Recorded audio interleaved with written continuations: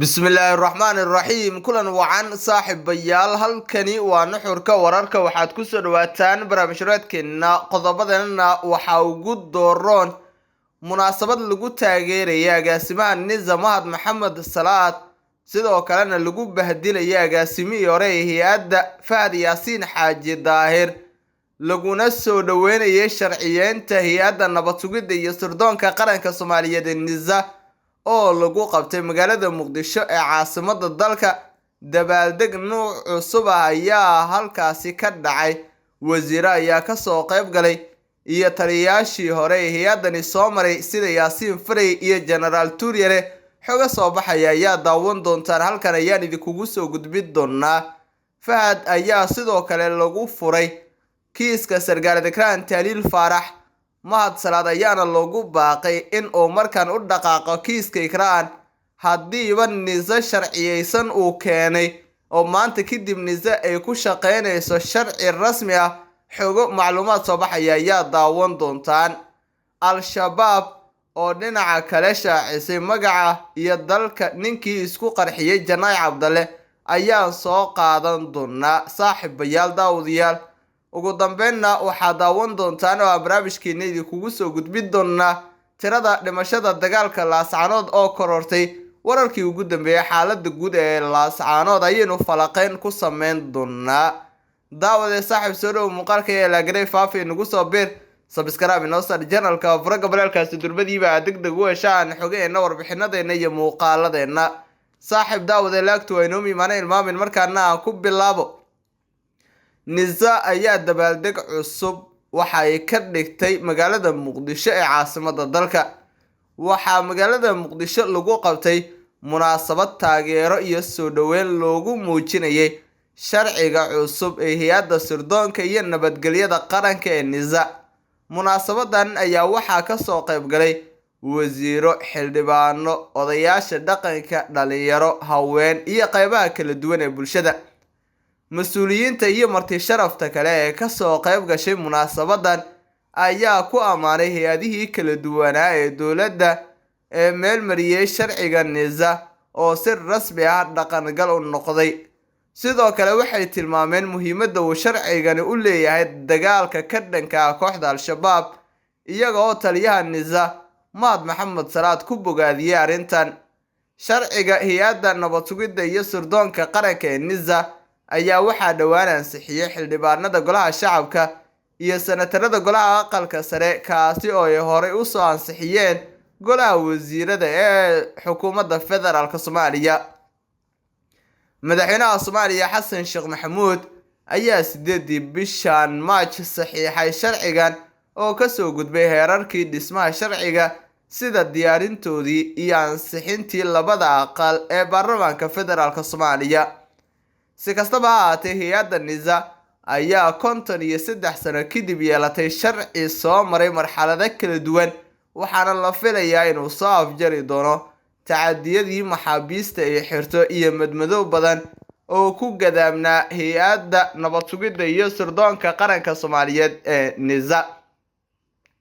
Mahad Salaad kadib markii loo magacaabay xilkan madaxweynaha Soomaaliya Dr. Xasan Sheekh Maxamuud waxaa lagu dhaliilayay habka uu ugu magacaabay NISA, maadaama ninkani uu yahay nin aanan khabiir ku ahayn dhinaca ammaanka, balse shaqadii loo dhiibay waxa ay badi dadku isku waafaqeen iminka in uu ka soo dhalaalay oo uu kaalintiisii buuxiyay.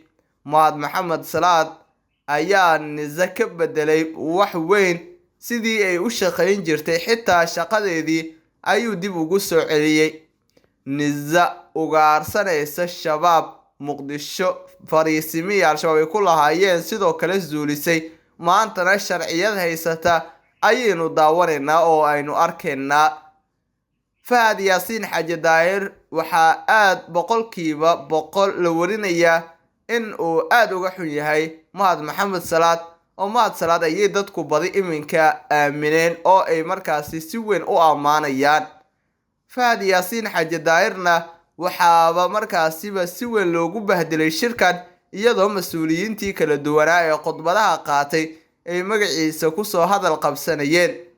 sidoo kale Fahad Yaasiin Xaaji Daahir kiiska ikraan ayaa luqunta ugu jira, kaas oo iminka uu ka baxsan layahay sharafkiisii iyo sumcadiisiina kiiska ikraan tahliil faarax ayaa la haray.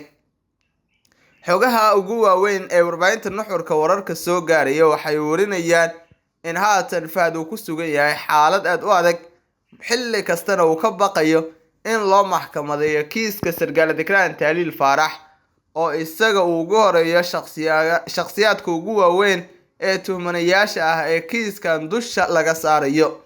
saaxiibayaal, wixii kusoo kordha oo xogo iyo tafaasiil ah waynu idinla wadaagi doonaa, balse markaan dhinaca kale aynu abaarno.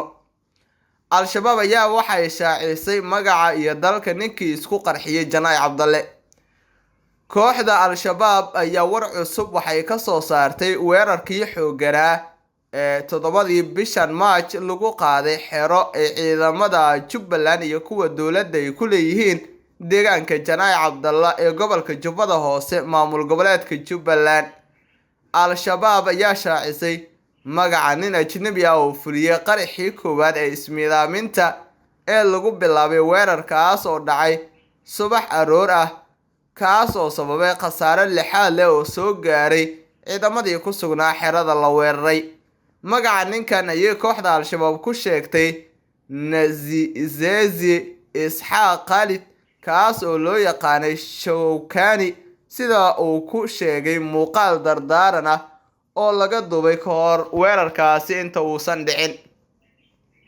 ninkan oo waday gaari xamuula oo qaraxyo laga soo buuxiyay ayaa wareysiga laga sii duubay ama laga duubay ka hor weerarkan oo haatan sii baayisay kooxda ku sheegay inuu u dhashay dalka Burundi oo ka mid ah wadamada ay ciidamada ka joogaan Soomaaliya.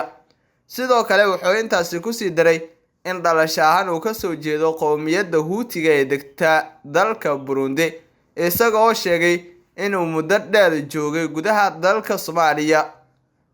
weerarkii Janay Cabdalle oo ka mid noqday weeraradii ugu khasaaraha badnaa ayaa sidoo kale waxay kooxda Al-shabaab ku qabsatay hub iyo gaadiid dagaal oo tiro badan.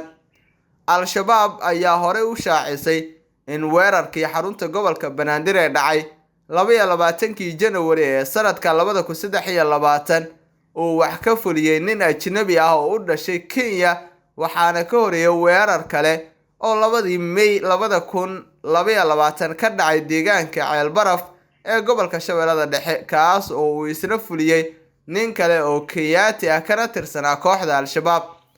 si kastaba ha ahaatee, kooxda Al-shabaab ayaa waxaa ka barbar dagaalama ajaanib kala duwan oo haatan ku sugan Soomaaliya, kuwaas oo ka qayb qaata weerarada ay kooxda ka fuliso gudaha dalka Soomaaliya.